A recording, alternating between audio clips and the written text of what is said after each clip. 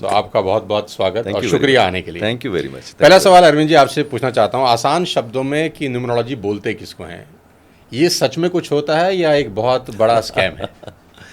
सबसे पहले आपने ये पूछा है कि न्यूमरोलॉजी क्या होती है, एम आई राइट? अगर मैं बात करूँ न्यूमरोलॉजी को बहुत ही सिंपल भाषा में, एक लेमैन की लैंग्वेज में बोलूँ तो मैं बोलूँगा numerology is just a language.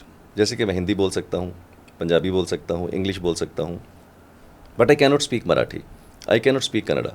So I will say numerology is basically a language which most of the people they don't understand.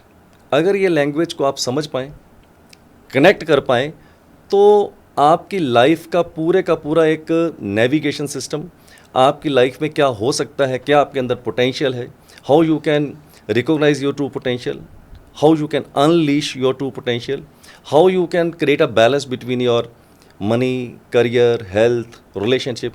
So एक ऐसी लैंग्वेज है, इन सब चीज़ों को कैसे कनेक्ट करना है, ये एक ऐसी लैंग्वेज है जिसको आप समझ सकते हैं, but unfortunately most of the people they don't understand. So it's a language according to me Sonu ji, it's a language. क्या इतिहास है न्यूमरोलॉजी का? अगर मैं बात करूँ न्यूमरोलॉजी के इतिहास की, तो अगर इंडिया की अगर मैं बात करूँ तो इंडिया के अंदर हम बात कर सकते हैं मोर देन 100 ईयर्स की मैं बात करूं तो 100 ईयर्स के आसपास मैं समझता हूं कि न्यूमरोलॉजी हमारे इंडिया के अंदर है, मोर देन 100 ईयर्स से।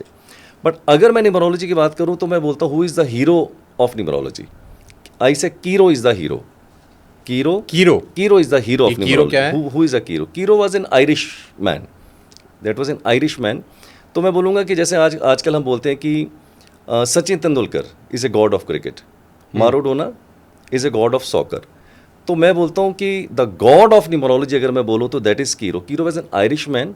Lot of credit I will give to Cheiro, because वो एक बंदा था जिसने न्यूमरोलॉजी की बहुत सी नई चीज़ों को खोजा, इसको पॉपुलर किया, बहुत से ऐसे कॉन्सेप्ट दिए जो आज भी हम लोग, not particularly me, most of the numerologist जितनी भी आज न्यूमरोलॉजी करते हैं उसमें सारे का सारा जो मैक्सिमम योगदान है वो कीरो का आता है। कोई एक खास चीज़ उनके बारे में या कोई ऐसा कॉन्सेप्ट बताना चाहें? यस, कीरो ने जो कॉन्सेप्ट दिए सोनू जी, मैं आपको सबसे बढ़िया कॉन्सेप्ट बताता हूँ कीरो का। नेम के स्पेलिंग को कैसे करेक्ट किया जाता है। अच्छा, नेम के स्पेलिंग को कैसे करेक्ट किया जाता है, ये सबसे बड़ा योगदान कीरो का रहा। और उसकी एक बड़ी अद्भुत बात बताता हूँ। नाउ एक मेथड होता है कीरो मेथड, एक होता है Pythagorean method, right? So some people they follow the Pythagorean method, but according to me that is not the right method. The right method is to follow the कीरो. Why? Because Pythagoras was a mathematician, not a numerologist. So people sometimes confuse about math and the numerology. But whereas the कीरो was purely numerologist. तो कीरो ने जो name spelling के अंदर अपनी एक पद्धति दी, उसमें एक बहुत अजीब चीज़ देखेंगे कि A to Z की जितनी भी न्यूमेरिकल वैल्यूज़ उसने दी, उसके अंदर 9 नंबर को नहीं डाला। 1 to 8 है बट 9 नंबर ही नहीं है। जैसे कि फॉर एग्जांपल, अब 9 नंबर उसने क्यों नहीं डाला मैं बताता हूँ। कितना उसने दिमाग लगाया होगा कि 9 नंबर उसने नहीं डाला A to Z की न्यूमेरिकल वैल्यू में। रीज़न, उसने ये सोचा होगा, जो मुझे लगता है कि अगर मैं 9 के नंबर को किसी भी नंबर के साथ ऐड करूँ, एंड टोटल फिर भी चेंज नहीं होता है। आप उसको मल्टीप्लाई कीजिए किसी भी नंबर को 9 के साथ, एंड टोटल फिर भी चेंज नहीं होता है।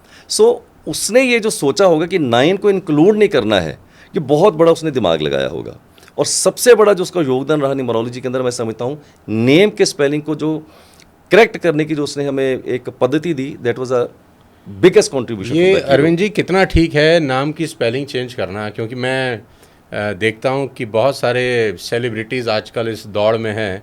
आयुष्मान खुराना ने अपने नाम में डबल एन लगा लिया है। करेक्ट।